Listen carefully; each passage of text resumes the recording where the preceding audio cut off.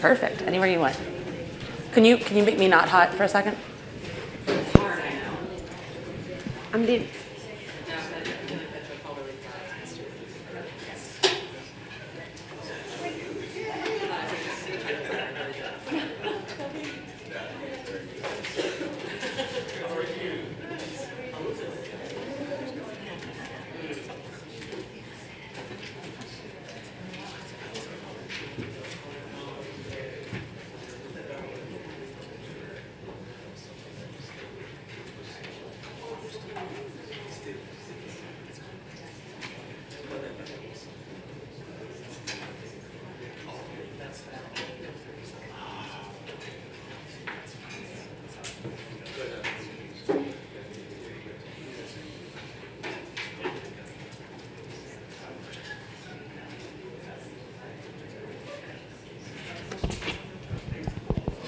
Good morning, everyone. Thank you so much for being here. Thank you for making a morning event. I know it can be tricky. I want to thank, first and foremost, Google for offering us this wonderful space and the help of their technicians, and once again, feeding me wonderful food. So if I could just ask for a quick round of applause for Google and for our friends at Google for hosting this. We are deeply appreciative, especially those of us in the nonprofit and government sectors, for free food. I would also like to emphasize this event is being live streamed.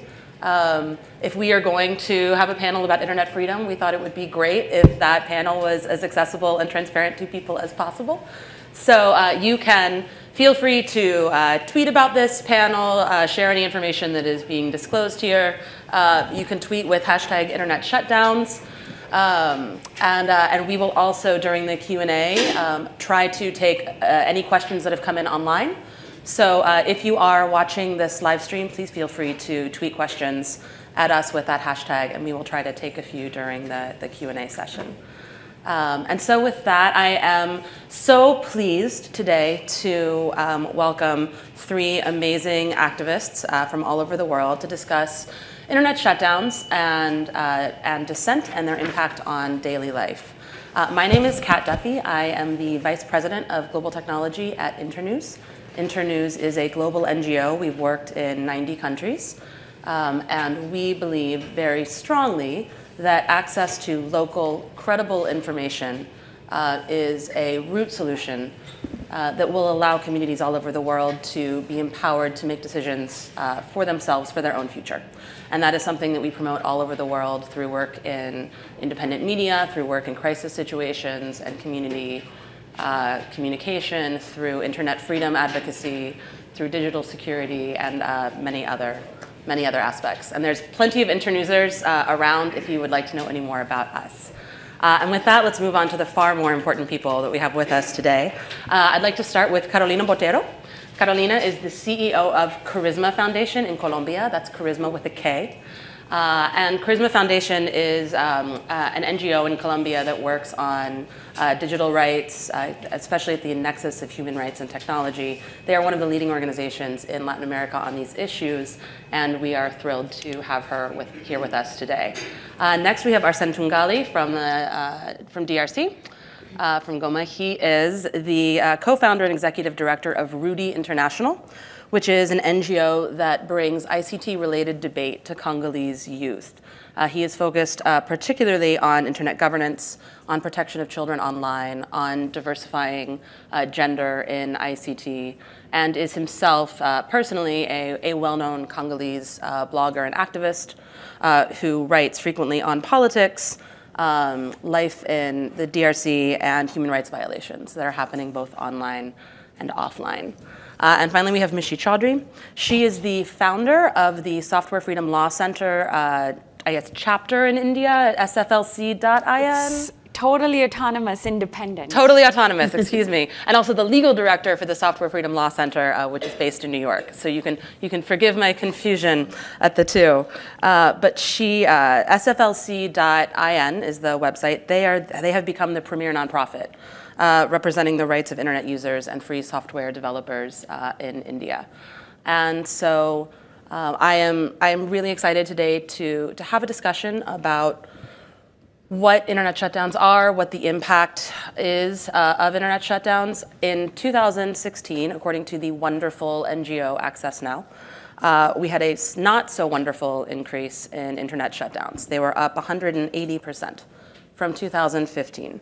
As we are seeing increased connectivity across the world, increased internet penetration, increased mobile penetration, we are also seeing an increased tendency from governments to shut down connection to the internet when it is inconvenient or troublesome. And we are also seeing, with the increased reliance and need for connectivity, significantly greater, and this will only increase, impact on human beings when they do lose connectivity for whatever reason. And we have seen internet shutdowns that are based on everything from shutting down political speech to fear of protests surrounding cricket matches. So it really does run the gamut in terms of why internet shutdowns happen and where they are happening. And so with that, I think I would actually love to start with Arsene. We've seen multiple shutdowns as recently as December in Congo. Can you give us your perspective on sort of what an internet shutdown is, why they happen, and what it's like for people to be going through one? Thank you very much. Good morning, everyone. Hey, you can do more. Good morning, everyone. Good morning. Wonderful. Thank you so much for making it to this event, and thanks to Google and Internews for bringing us here. You know, we see things happening, but we don't get, the opportunity to talk about it. And I use this platform as one of the, my strategies to send the message across and call for action on these kind of issues. Internet shutdowns. I'm from DRC. And we've experienced internet shutdowns like 4 times, something like 4 times. And the most recent one was December last year. And how does it look like? Imagine a morning, you wake up, you don't have access to your emails, you can't browse on your social media, and sometimes even SMSs are cut off as well. So you are like, what's going on? You don't know, and then later on in the day, you realize or you learn that, hey, this is what is called internet shutdown. So the government has decided to shut down every single way of communications going through the internet.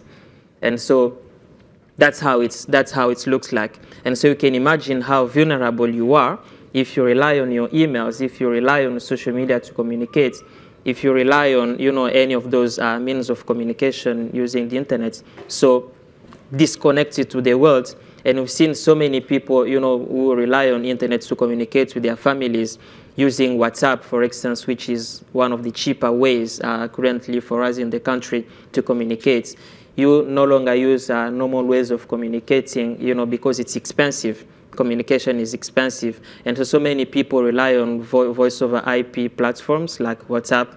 And so now you are obliged to start using the normal way or the old way of communicating using your mobile phone, and that is very, very expensive, and not everyone is able to have that. Aside of that, some online banking systems, you no longer able to access your bank accounts using internet. You are no longer able to use those money transfer services, because they all go through the internet. And so it's a total mess. That's how I can just call it. You have the impression like you've gone back for 100 years in the past. I don't know. Internet is not that old, of course, but you imagine like you've been sent, back in time, and you're no longer living, in this century. You can imagine how often or how we rely on the internet, and if you can be cut off from the internet for a week or for a month, you see what I mean? So it's happened in the Congo, for instance, from 2 days of shutdown to a month. I remember in 2015, in January 2015, it went to like over a month. And when the government decided to bring it back, it came gradually. That means they had some issues even turning it off completely, because probably of lack of technical skills or something like that. So you started having access to emails, but social media came later on and so on. So, and Arsene, why would that, do you have any, thinking of one of the more recent shutdowns, right? What is your understanding for the basis of what a shutdown, like why a shutdown occurred? Internet shutdowns generally happens in DRC either during political tensions, and the reason actually is always the political reasons, because it's a shutdown that is led by the government. And so it's either like in 2011, the first time where we experienced internet shutdowns, it was right after elections, which was a contested election.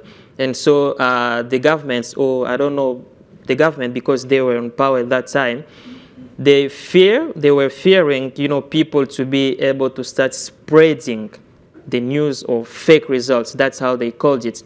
And so they decided to cut off the internet so that people no longer use Facebook or other social media to start talking about what was supposed to be going on.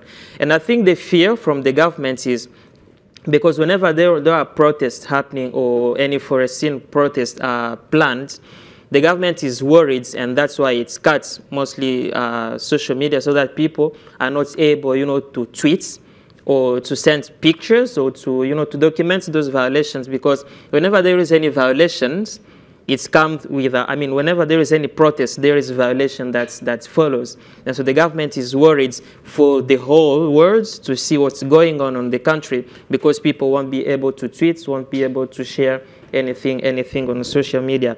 And in 2015, for instance, it's happened again during protests, because the governments, were supposed to have elections in 2016 last year. Yeah, and so there was talks in the parliaments of possibilities, of changing the constitution to allow the president to stay much longer on power. And so they decided to cut off the internet because there were protests that were planned against that possible bill to keep the president on power for longer. And so internet was shut down again at that time to prevent those activists and those people who are getting ready to protest to be able to gather easily, because using WhatsApp or any other of those social media, it's possible and it's much easier, to bring people together, your fellows together, and tell them, hey guys, it's X time in the morning, let's meet together at X place so that we can start our protest. So imagine that a strategy for the government, whenever people are no longer able to communicate, it's difficult for them to be able to come in mass and make a big or a larger protest. And so that's another of the reasons. So that's certainly I think one thing that we've seen, not just in Congo but all over, is the use of is government shutting down internet specifically to diminish opportunities for free assembly or for free expression. I think we've also seen other examples or more targeted types of shutdowns. I know, Mishi, I was looking at sflc.in's website, which tracks internet shutdowns, and saw that just in January there are 4 shutdowns that have been tracked in India, and that 30 were tracked in 2016. Can you explain to us a little bit the context in India, and also outside of the obvious concerns in terms of free speech and free assembly, what are the other areas of life and important human rights considerations that are impacted by these shutdowns? Thank you. We started tracking earlier website censorship for a long time, and thereafter, thankfully, we didn't have to track shutdowns because there weren't many, other than a few states.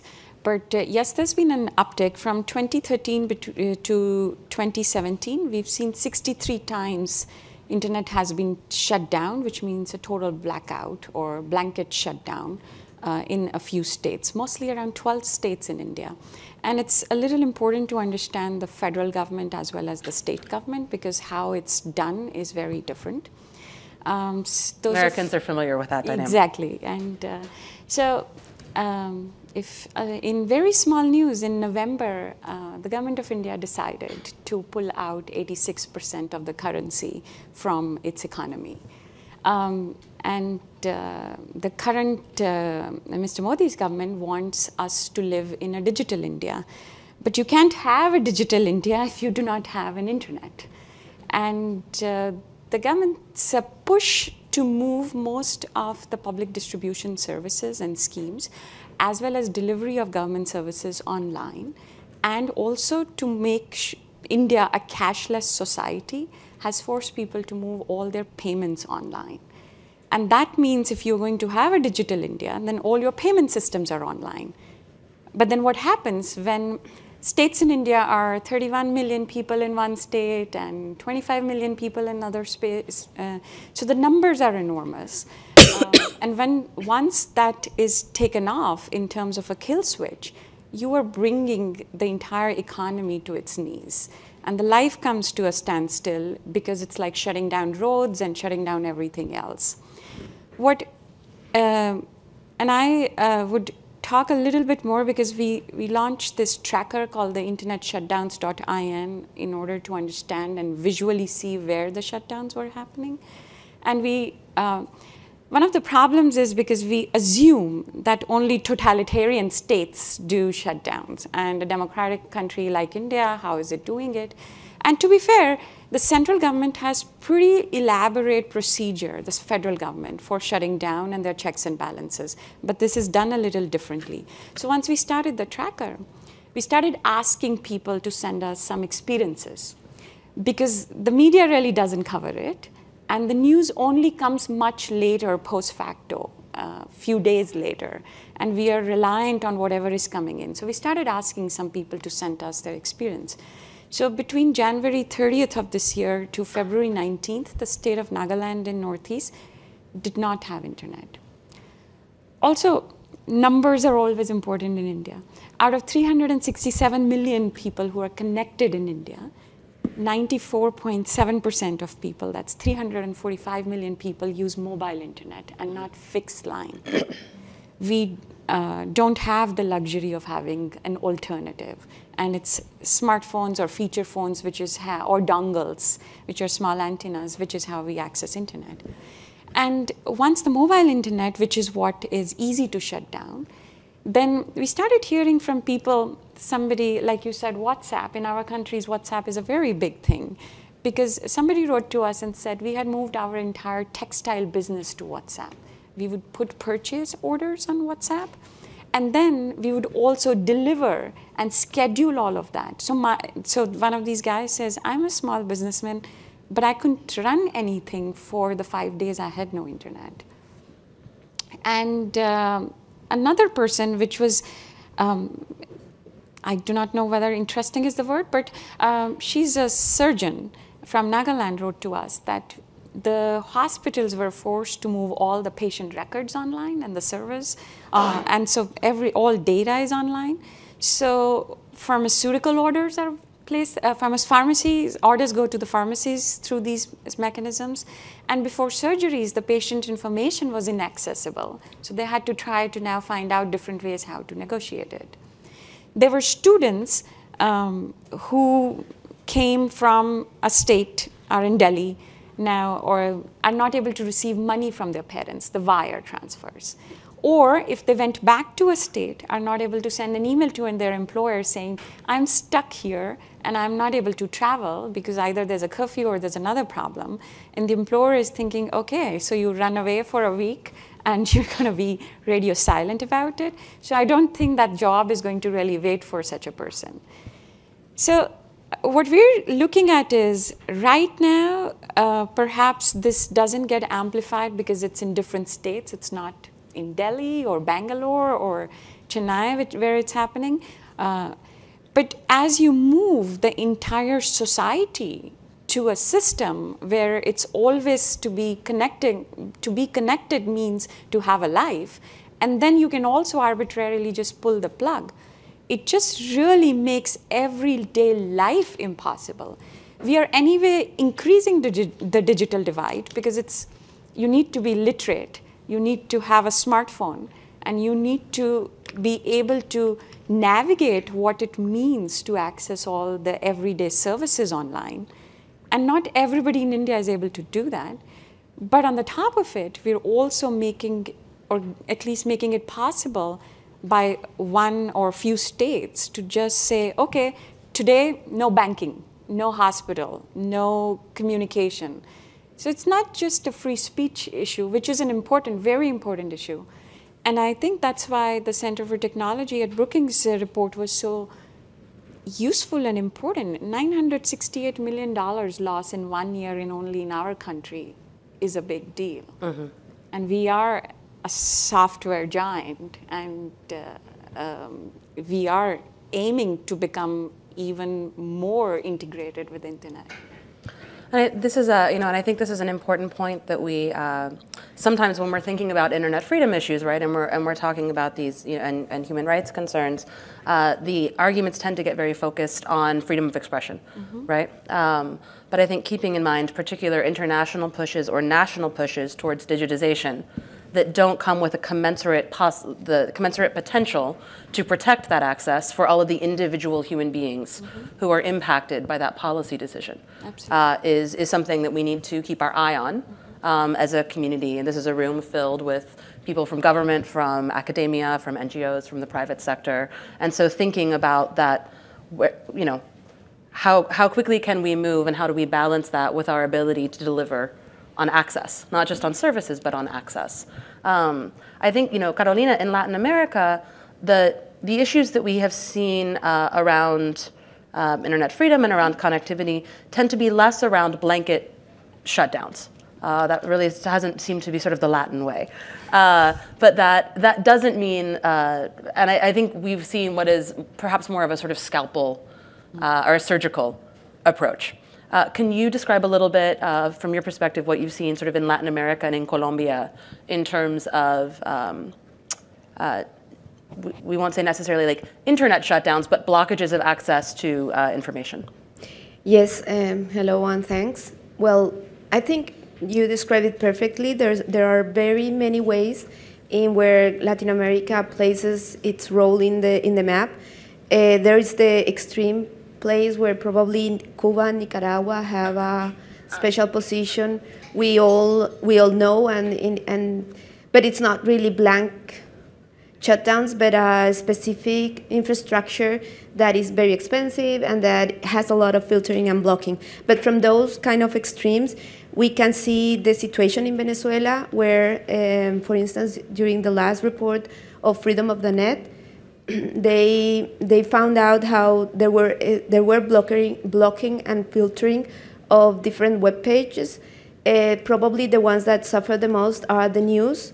After the cutting of the paper in Venezuela, the internet, especially blogs and newspaper sites, are especially important and are especially blocked by certain ISPs. But this seems kind of nice when you review the report, they found out that not especially the websites of the NGOs, those are not necessarily blocked. So it seems like it's really a scalpel approach. Mm-hmm. From Venezuela, we can also see the situation in Brazil that kind of look like more like other countries. So we have seen the blockage of WhatsApp in the entire country for several days, but even earlier, YouTube. Probably, well, Brazil has a very much special situation in the context of Latin America. They are kind of something different, and very more massive things happen in Brazil where numbers count as just Mishi describing India. I think Brazil has more that kind of approach. But probably the more scalpel situations appear in other countries. Ecuador has a special situation where there has been, they have noticed how the government has used the MCA notice and takedown systems to avoid or to prevent some opposition discourse to appear in the public sphere. especially because the president does only give speech to public newspapers and news sites. They use the power of notice and takedown to say to prevent others from using it, even for parody things. So there has been a strong use of DMCA for political purposes. I would like to mention Colombia and Peru from a very subtle, scalpel point of view as well, because we've been, especially in Colombia for many years, recently in Peru and Argentina, but especially in Peru, there's the obligation of a cell phone registry, so everybody has to register his EMEI, the number of the cell phone, to the government to prevent the theft of the cell phones. So it's a very complex system of blacklist and positive list and verification systems. And if you do not comply with that and your IMEI is not verified, then you have your cell phone taken out of the network of cell phones. And I think Martin just told me that in Peru, 300,000 cell phones were caught this year for that purpose. So that's a very subtle way of controlling that you should mention as well. And not always the things come from the government. Especially, I think that the DMCA system of the US is a very powerful and a strong tool to content removal. Yeah. And it's been used by people as well as corporations. It's a very effective way of closing and shutting down somebody from the internet, not just for freedom of expression purposes, but we've seen a lot of very small day-to-day people, normal people, being getting their accounts suspended by Twitter or YouTube or whatever because of things that they thought were something very normal and end up being strikes for the DMCA, and they lose their accounts, their content, probably their means of economical production. If you have a YouTube video channel, for instance, and because after 3 strikes that you don't understand, the notifications come in English, they don't necessarily get it, they got their account blocked. So it has other impacts further than freedom of expression and goes into economics as well. Mm-hmm. And that's, Michelle, I saw you nodding your head vigorously as well. Did you have something that you wanted to add there? I usually say Walt Disney is more powerful than all of the governments actually combined, because you can use DMCA or the Digital Millennium Copyright Act to get content down, which can be good for positive or negative reasons, which people can decide about what their preference is. But yes, the use of DMCA to get legitimate content taken down has become now the default tool in many places. And we see, whether it is through trade agreements or whether it is to other means, the constant push down the throats of many countries to make any copyright infringement criminally liable, and also stricter and stricter rules in countries which are TRIPS++ to have or use copyright, to make it infringement, when you make infringement criminally liable, or make it very, very tough for people to even share content. And then it's much easier to use DMCA to say, okay, this site is infringing this and this particular part is infringing that. Then you are giving a very different tool to cleanse the internet. In India, these are blanket shutdowns in 12 states which have just started happening. And I would say that the reasons are mostly to prevent public disorder or unlawful assembly, but also sometimes cheating in exams. But so it's from trivial to something very serious. But I would say for the longest time, we've had the combination of the scalpel approach plus a blanket shutdown. Mm-hmm. There are a number of websites which are banned. So pornography is a big thing. So watching pornography is not a crime, but distributing or sharing is. We still have a case in the Supreme Court.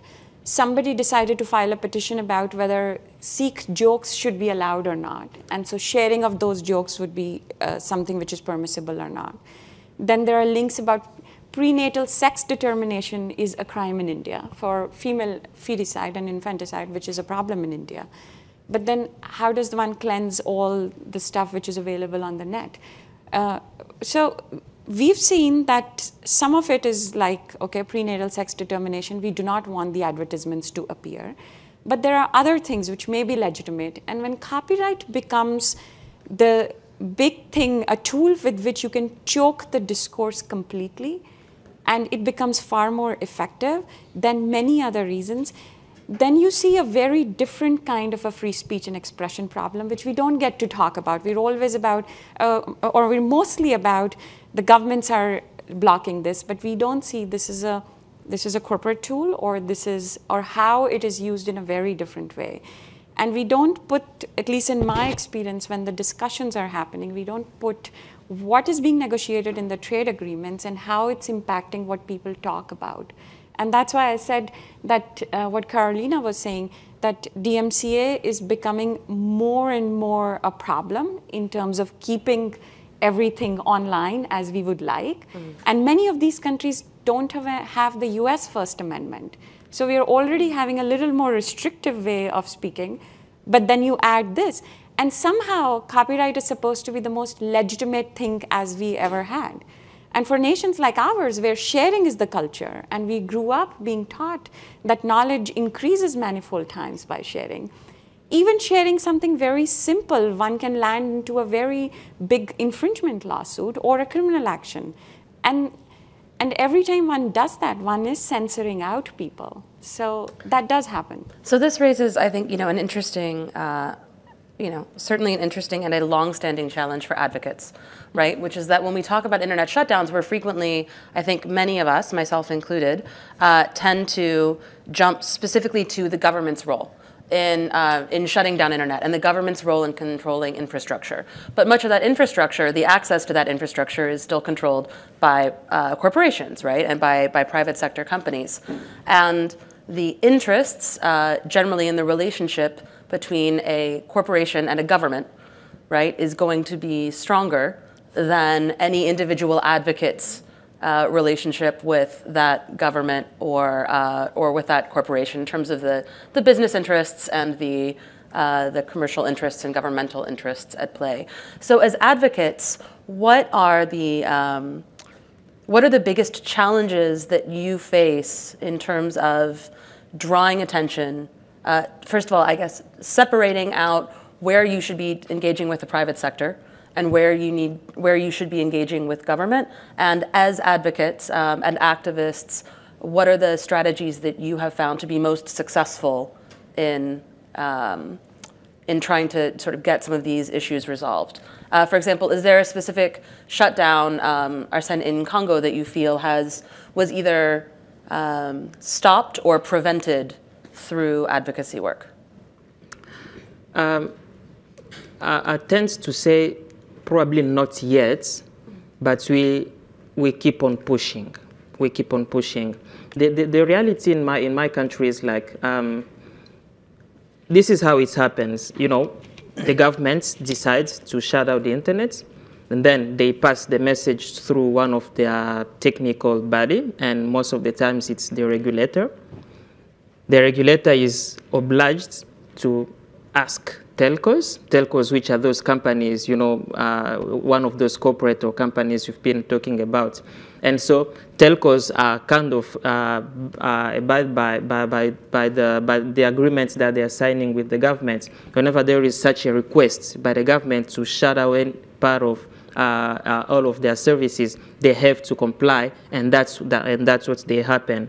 And so the government on one side, corporate on the other side, and as users, internet users who are kind of the victims, we are now wondering whether we should continue pushing against the government or continue pushing against those telcos who we would love for them at some point to be able to say no to the government whenever the government says or urges them, to shut down the internet. But they are obliged somehow to comply and to follow what the government is saying. And so as advocates, I think our role is not to choose to whom to go, but we go to everyone and we try to, to engage everyone on every kind of level.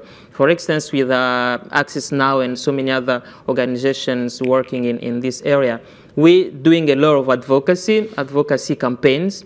We write letters we send to the government and to all other anyone, anyone else who can listen to our call, if you see what I mean.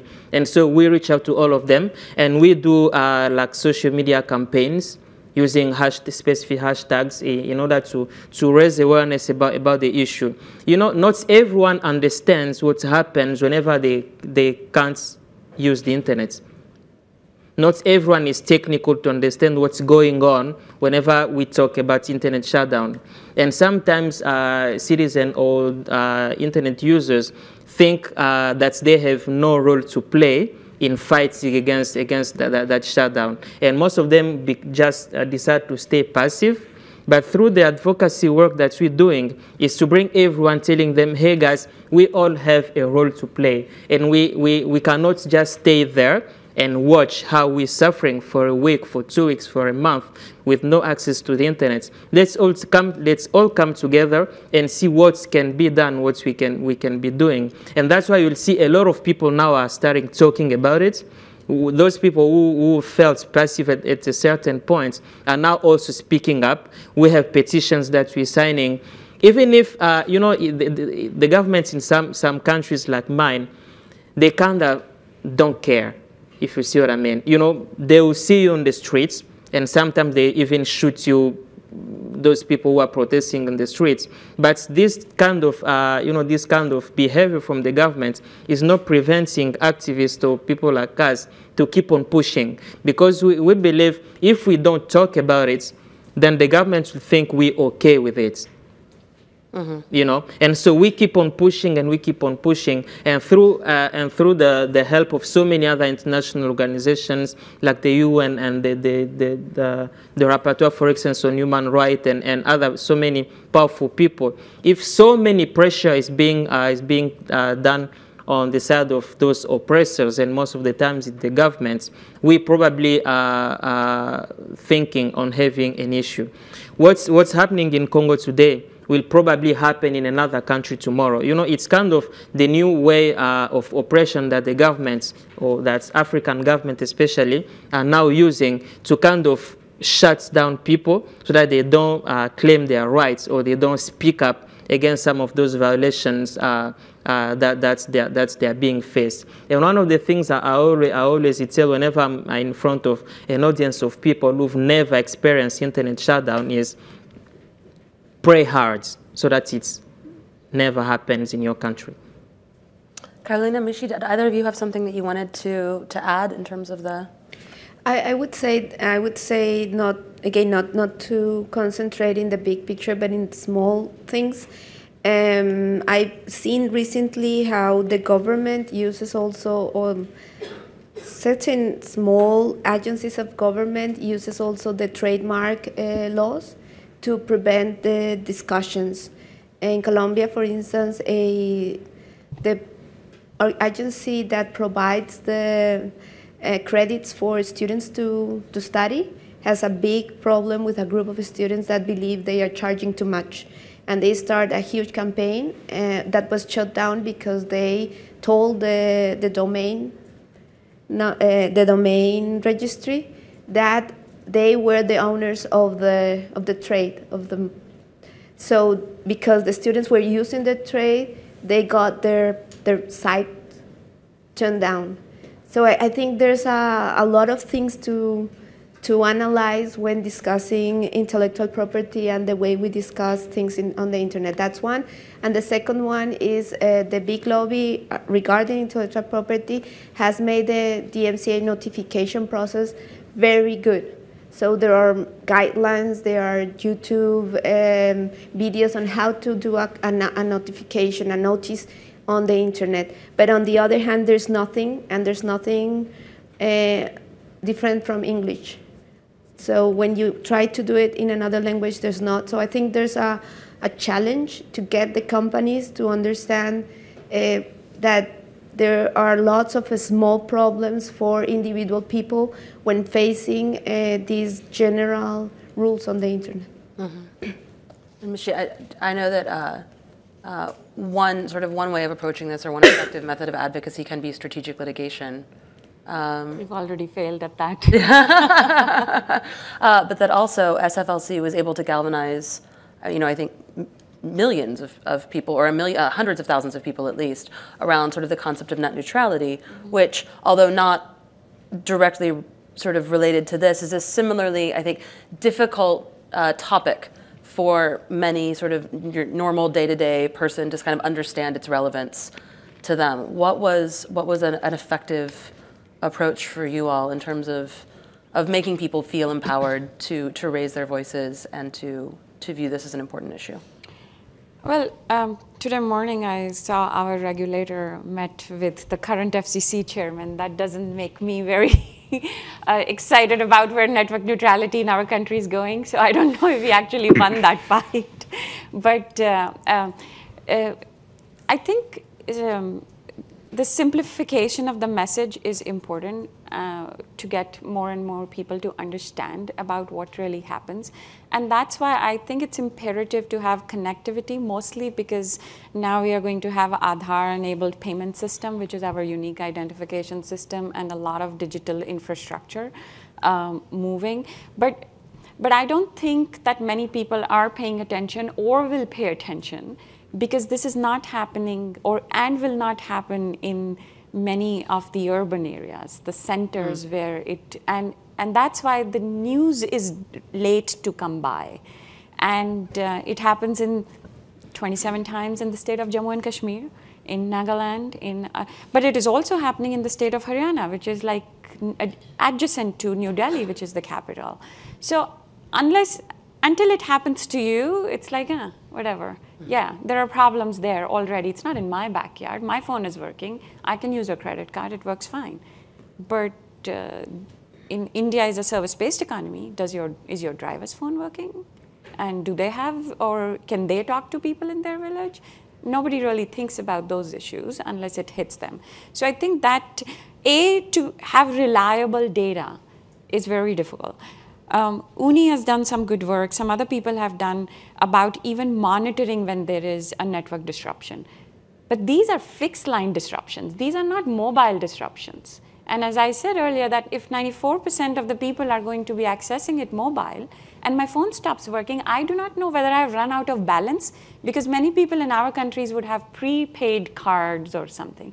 Have I run out of balance and I don't have money, and that's why my phone is not working? Or is it just because I paid this much and from 3G, anyway, everybody's fooling me about 4G, there's only 3G and now we've gone to 2G speeds. Is it that? We do not even know, and they don't have a way to understand. So there's... And if there is an outage, it's extremely hard for people to start telling people there is an outage. Exactly. And so you do not know what's really happening. You have no tools to monitor that this is happening. And one of the things our organization is trying to work on is that an ability for people in our countries to be able to understand and monitor. And some technical solutions like FreedomBox is a plug server, which is trying to build a LAN connection between villages. And villages are like 10,000, 50,000 people. So even if the entire backhaul you pull out, these villagers can still talk to each other and try to do what they can do. But if they have to talk to some centralized service, then it is a major problem. And as you said, to address, litigation is a thing. Yes, there was a petition in the Supreme Court. I didn't argue or fight that. Somebody else filed it. But the Supreme Court said the states are using it to prevent unlawful assembly, and say there is a communal disharmony and law and order situation, and it becomes necessary in such situations. Because, I have to give credit that they're more mature about how to actually achieve what they want to do which is cut off the communication. They as in like whether it's the authorities are not using the process laid down by the federal government, which has checks and balances, which has a review mechanism, where you have to explain why did you shut down. They're not using that. They're using a very old criminal procedure code section to say, we are going to prevent unlawful assembly. Oh, more than 4 people, 5 people, now why are you here? Oh, we are going to be protesting. Why are you protesting? Affirmative action for a particular caste. Okay, no internet. Okay, why are you protesting? You gave reservation to women in the panchayati elections. Oh, we don't want that. Okay, now again a protest. We're going to shut that down. And then for us, out of the 28 states, how many states am I going to go and talk to the government there? Which we are doing. We have a petition right now currently, which will write to all the chief ministers. We are trying to talk to them. And you go and talk to the central government, then they're like, but we didn't do it. That's the police power. What do we do? So and I think there's a problem, and they themselves will be trying to negotiate. Okay, this great digital India. And okay, so you don't have the basic building block of digital India. How are we going to go any further? And it's a question for all of us right now. How do we become that great Indian product nation and not just a service nation if we are not even ready to let people have a way to use services, not even communication? So we are facing a number of complicated questions and challenges. Thank you, Internet. And I have loads more questions, but we have a lot of people here. We also have an audience online, and so I do want to open this up to any questions from the audience. If you have a question you'd like to ask, I think I'll probably, I don't know if we have questions coming in online. If somebody is monitoring that, can flag it for me. And if we have any questions in the audience, we'll probably do 2 or 3 questions and then let the panelists answer. Anyone? So you mentioned that you're missing a good amount of data for identifying internet shutdowns as they happen. I'm curious for kind of the entire panel, what kind of information you feel like you're missing to not just identify, but also to litigate and advocate around internet shutdowns, and what specific information it is around that you're missing in your work. Okay, so that's one. Do we have any others? Do we have any questions coming in from, are there any questions in from online that I need to know about? People who are looking at their iPhones? No? Yes. It seems like the panelists did a very good job of highlighting that actually perhaps a more problematic thing for the future is not actually just internet shutdowns, because in a way you're making an economic argument that at some point a digital society will tip so much that it's impossible. But the more surgical approach, and in fact some of the copyright restrictions are more problematic.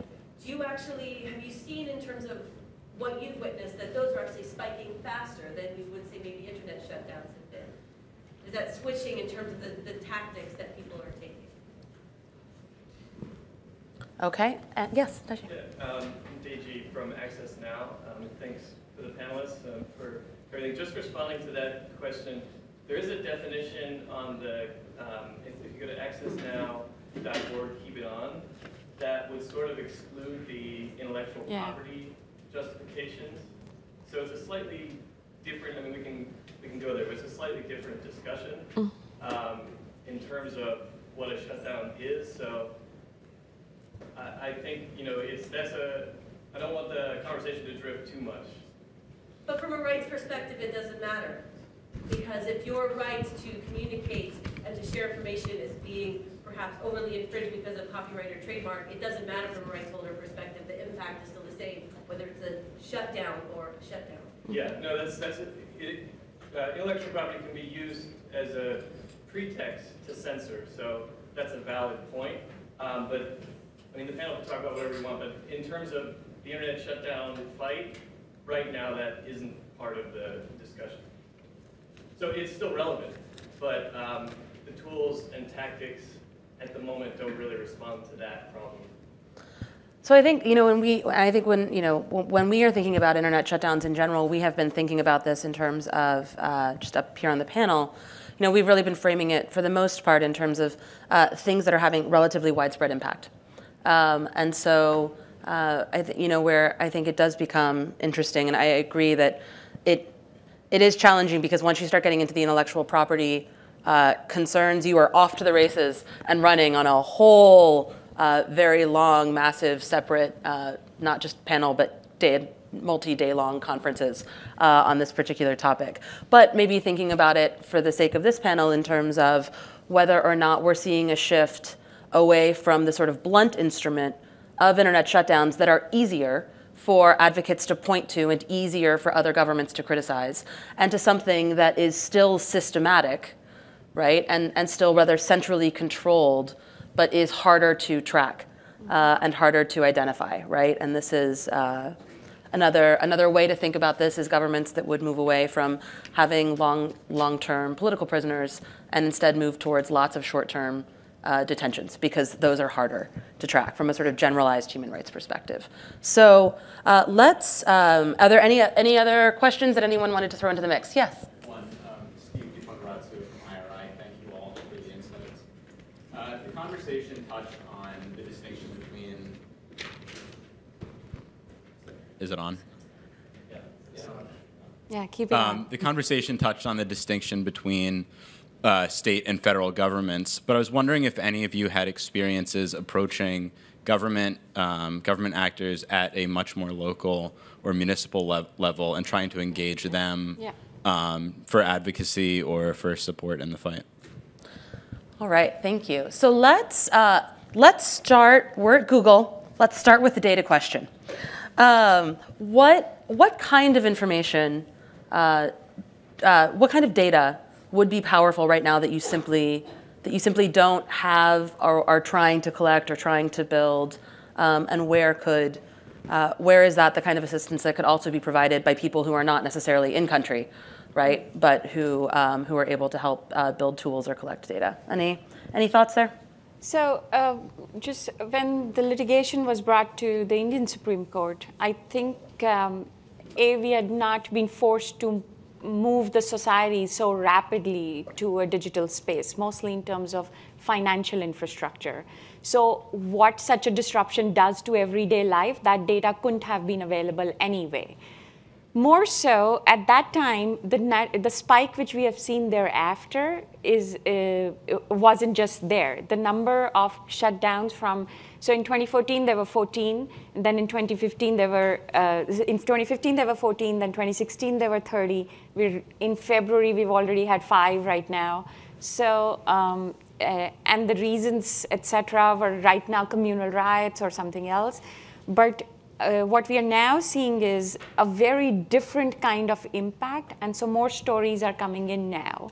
That data will perhaps lead to something more in order for a review, perhaps. What we are missing right now is an ability for people in these areas to understand that, okay, there has been something at the telco level that now the traffic is no longer there. Because I'm sure the platform companies as well as the telecommunication companies are now monitoring the traffic. They see when the spikes go up or when there's a surge. Sometimes it can happen post-internet, shutdown, but the people themselves are not able to monitor. They do not know what's going on right now. And so Uni has a very good new app, for example. Now, India there's never it's not possible to make generalized statements about India. 1.25 billion people, I can only pretend. But what happens is we have a combination. We will do intellectual property rights-based takedowns, as we would call them. And Deji is right, and the lady next to you is also right. It doesn't matter from the rights perspective, but the internet shutdown definition, which we are calling, is an intentional network disruption, which is mostly happening at a broader level. So, but in India, this has been happening all the time. You go to courts, there are multiple orders for copyright infringement, for patents, which right now, maybe you haven't even proved infringement, but things have been taken down. There are multiple cases about websites, which the government says, okay, these are not allowed, take down these websites. Savita Bhavi is an animated pornographic website which was very popular in India but is no longer available. Movie websites, every time a movie is going to be released, there is some problem which happens, and the first thing they do, and they're like John Doe orders which are passed, so a number of websites go down. But it's a combination. Something we are having specific websites taken down, but we are also having these shutdowns. And to the other question about, I think you asked about local state level ones.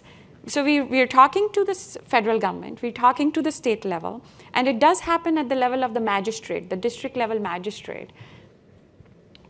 The problems what I have most often been told is, which gets me into a very different problem and to your earlier point about activists having to choose. For me to make a choice, do you want encryption? You have that thing WhatsApp, which you've been advocating all the time. And now people are now exchanging messages to get different communities to come together and write with each other. You give me a way to read these messages, and then we will talk about it. That's how, and I don't say that that's always incorrect. If you are a police officer or you're like a district magistrate, you're sitting there, and you know there is going to be a riot of some kind. There was one state, there was a 5-year-old girl who was raped, but the police did not register an FIR for some time, which is the first information reporter. And so a lot of parents got together, and understandably so, there was going to be some kind of a disturbance. So when you are, or you have something else which might flame up, and you like, oh my God, everything travels through WhatsApp so quickly. What is the first thing am I going to do? So, and when I'm sitting there and I'm being told, yeah, now what is your answer to that? And you know, those binary situations, privacy, security, you're against this, you're that, and why you're not letting us do our jobs. So we're like, okay, now I don't have, and there's not much time for nuanced, granular discussions. And so, and I totally agree from a rights perspective, if I cannot write something or am I prevented from doing it, it's the same, whether government did it or a corporation did it, or an internet mob decided to use some mechanism to take my account down. As a user, I feel the same way. But I'm very sensitive to Deji's point that when we start talking in this wider perspective, then it seems like, okay, I can't do anything. So that's why it's to have just one thing at one time makes it easy. So we're actually running out of time. So and I want to make sure that Carolina and Ansen both also have an opportunity to respond. I think one thing that I just heard there in terms of data is that from everything from like an international or national level down to a local level, having greater transparency or greater insight into some sort of systemic disruption would be helpful as a baseline for investigating what the cause of that disruption was, and for being able to highlight the fact that it simply happened, and then being able to get further into the details of why it happened and what was going on, right? But as a baseline, being able to have better data on when you're seeing disruptions in networks at everything from a local to a larger level. Carolina and Ansen, did either of you want to, because we are closing in on the last 2 or 3 minutes of the panel, so I wanted to make sure you had an opportunity to I will respond. only add, because if you compare India to Venezuela, you would say, well, why can't we have all the information in Venezuela if probably it's in the scale it's much more easier, and still during the last elections only it was possible to monitor by the civil society 3 states of Venezuela. So there is a lack of information on what's going on that is important. How can we fill that gap? It's something that needs to be thought. And I would only like to add as well, something that Michi mentioned before is our societies are getting connected through mobile devices, and we do not know enough about mobile devices. How can we know how they behave or what the disruptions are if we don't even know how the connections are being done? I'm just mentioning that probably 2 years ago we asked the Colombian government what do they consider was a mobile connection for access to internet, and because of the way we did the question, What we wanted them was to answer that zero rating was part of the numbers, and that's what they answered. They were not separating zero rating from data connections. So if every zero rating connection on cell phones in Colombia is considered a connection to the internet, there we have a problem. We are not even knowing really what the real access to the internet is on the infrastructure that is covering the most. And now I was going to say something on the DMCA, but I will not continue, just to say that I agree with Mitch. And Arsene, any last point? Yeah, I think I've been involved in research around this area. There is a report that went out recently. You can check on it about the state of internet freedoms in DRC. It's a report that covers a few years, and it was published last year. But there is still needs of more research. We need more data. You know, the Congo is a very big country, and I would encourage anyone who is willing, you know, to dip into some other aspects of connectivity in DRC. We still need data that will be helping us, you know, to be able to measure the impact of internet shutdowns. But we need to know how many people are really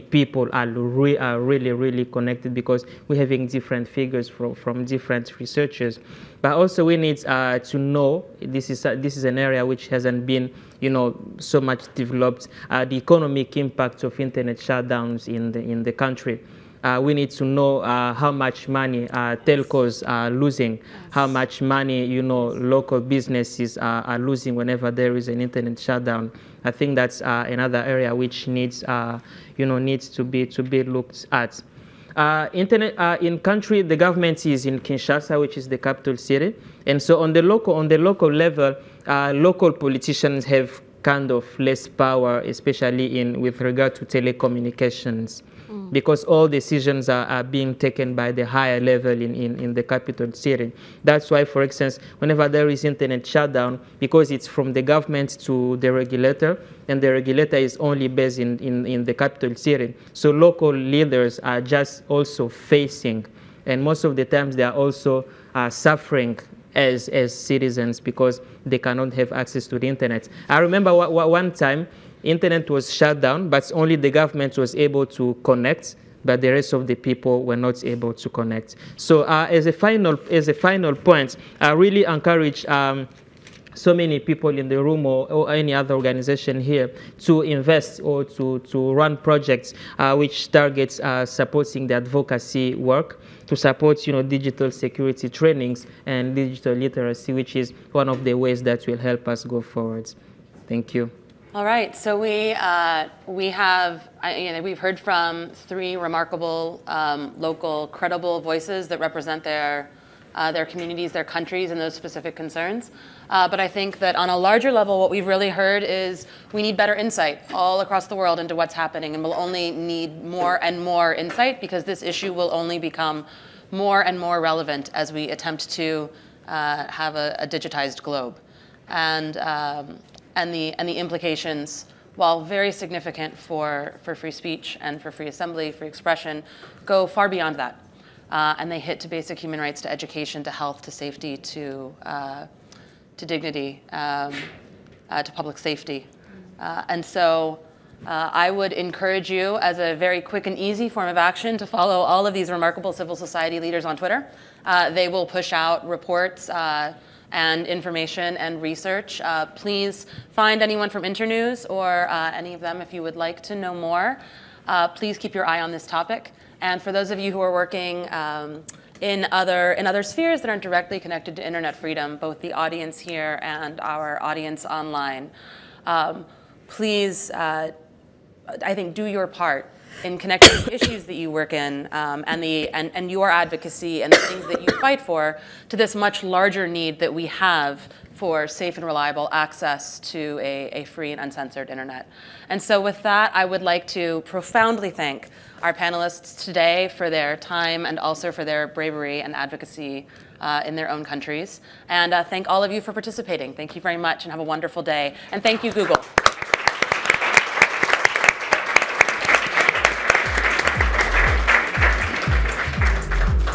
And now we get the